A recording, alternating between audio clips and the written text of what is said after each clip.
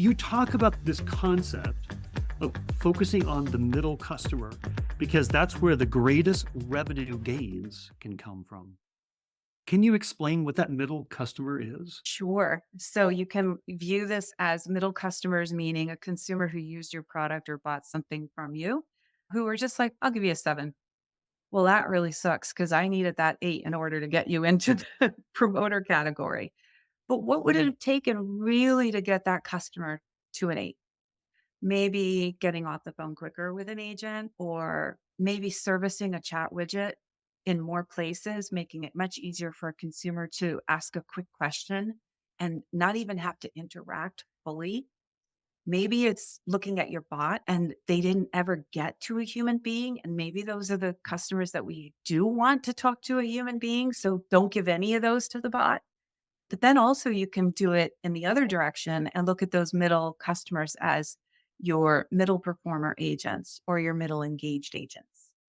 They gave you a six on the engagement survey. Oh, they don't have enough ask me anythings, or we don't get swag. They don't talk to us. They don't listen to us. What would it take really to invest an hour of four or five leaders of your company to sit on and ask me anything and let the agents pelt questions at you?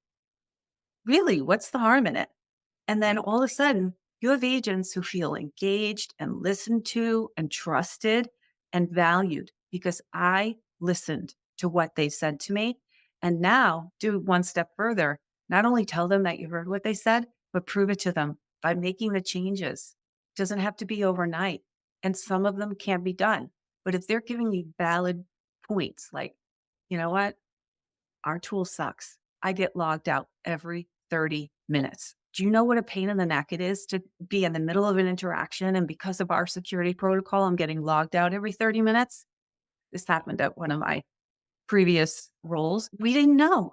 How are we going to know? We're not sitting in the agent's shoes. I'm not using Aircall and Zendesk and all. I don't have 20 windows open, but the agents do. And they're all getting logged out. They're trying to help a customer. They go to use the tool. Oh my God, I'm logged out again.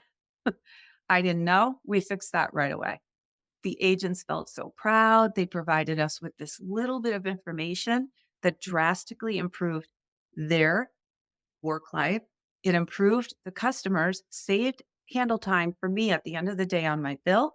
And I guess those customers were probably leaving a little more satisfied. So that is really about focusing on those middle people. What can I do? That one little extra push that I can do to get them over the line that they're going to give me that good score. If the opportunity presents it, they're going to either write a nice review or they're going to talk to their friends about, wow, I'm using this product. It's amazing. Check it out. You know, So the takeaway really is that this middle customer segment is the largest huge, segment. untapped. So, explain that. Nobody cares. I've tried this many, many times. Nobody wants to hear what those middle people are talking about. They want to hear those ones and twos, the detractors. They want to hear the complaints. They want to hear the verbatims. How can we fix it? And then they want to go right up to the top. What are those 10 things? Because I want to feel good about myself today. But nobody's asking, hey, can you send me 25 and 6 ratings? I just want to read what they're saying.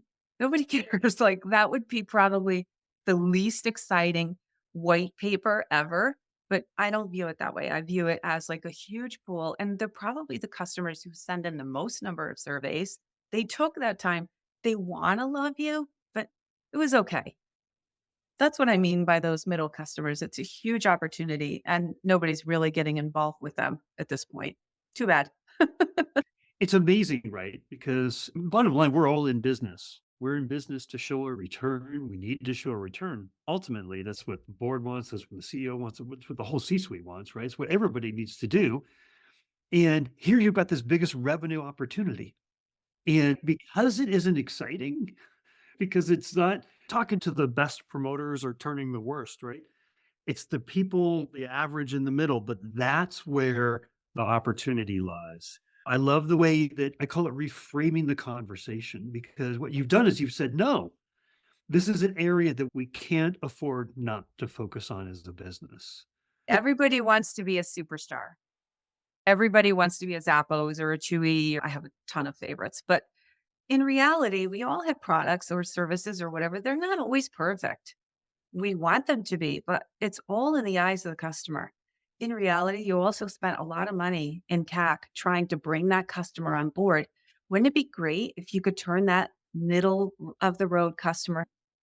Nah, you know what? Next time I'm going to use Visa instead of MasterCard.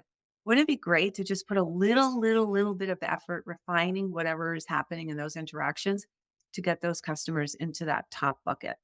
I think it's very worthwhile.